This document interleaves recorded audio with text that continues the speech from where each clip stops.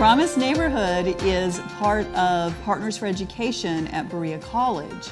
And Berea College has been serving the students and the families of Appalachia for more than 100 years. Partners for Education is one way the college is able to do that. We look at education on a whole pipeline of services from cradle to career. So we have services along that pipeline supported by arts and humanities work, family engagement work, and safety and health work.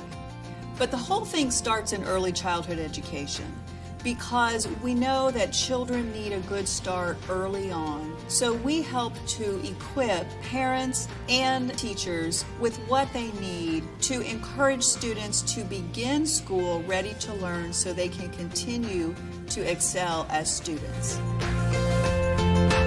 We partner with Early Steps to School Success, which is a program through Save the Children. It is a home-based program. There are coordinators that go into the home and work one-on-one with the child. It's from prenatal to the age of 3.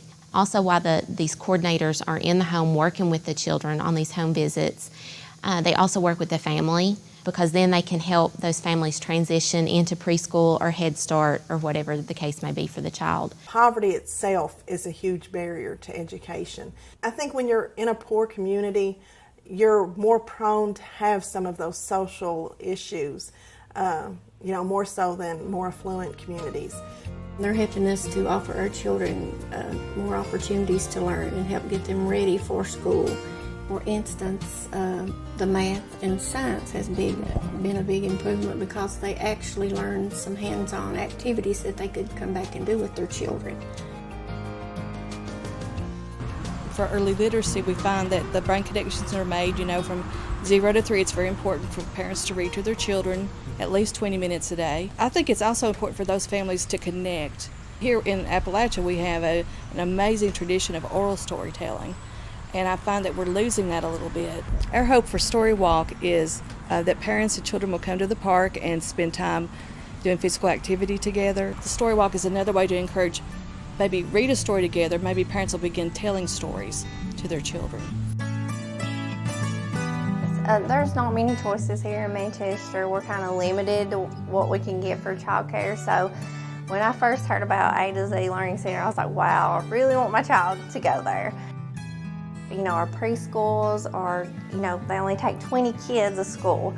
So, kids don't have the opportunity to learn unless they get it from their parents at home if they don't qualify to go to preschool or Head Start. It's just so convenient, especially for parents that work, because it's so hard to find somebody that will keep them all day long, and that they're learning, they're playing with other kids, and they're developing all those skills that they really need for early childhood. We are all about school readiness, kindergarten readiness. I enjoy getting right in there with the kids and doing whatever they're doing. But it was a hands-on activity, how to bring drama, how to bring richer vocabulary into the classroom through drama and arts, because it's a learning experience, and not only that, it's a behavior management tactic. I choose to go to all the trainings that Promise Neighborhood provides for early childhood, and I can just say it's enriched my teaching experience. Promise Neighborhood has stepped in and helped teachers learn how to use technology in a way that it's going to help them. They are providing more learning materials for the children, hands-on manipulatives. When teachers go to conferences or training, they get a lot of great ideas, but when they get back to the classroom, it's really difficult to implement those ideas. And so we developed a coaching initiative so that we are supporting teachers in the classroom when they try out these new ideas. We chose coaching as a professional development model because it's an evidence-based approach that helps teachers implement skills they learn during training. These are the skills that will help children learn better. Whenever I first started my position with Promise Neighborhood as the early childhood specialist, our kindergarten readiness scores were in the teens. After that first year, then they went to, I think, around 42, 44%, and then last year, 56%, which is over the state average. I've been very successful in getting permission from parents to come and do their home visits. Many of the young families that I work with right now are students that I had in school. So if they're not, you know, a distant cousin, then they know me through my work at the middle school and high school. 40% of children enter kindergarten with already some level of tooth decay.